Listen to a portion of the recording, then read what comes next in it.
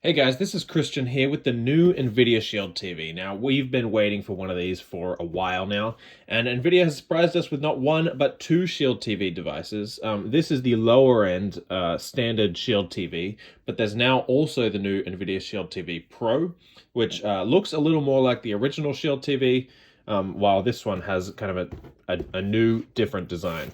So let's take a look what's in the box. So, yep, here we've got the...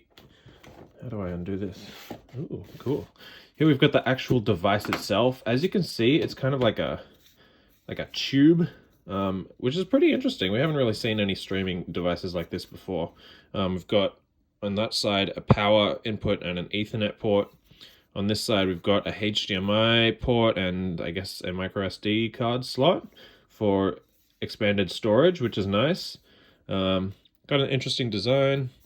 Not as interesting as the original Shield TV and the Shield TV Pro, but still kind of cool. It'd be interesting to see how it kind of sits on the TV stand. Here we've got a remote. I'm have mixed emotions about this remote compared to the original. It's not quite as refined and simple as the original Shield TV's remote. Still looks pretty good. Still obviously very easy to use. We've got directional pad here, power button, menu button, other software controls, microphone input, which will be handy for interacting with Google Assistant, volume, and a quick button for Netflix, which is always handy. Now, let's see. Those are probably the main things that we'll find in the box. Yep. Power. That's probably it, huh?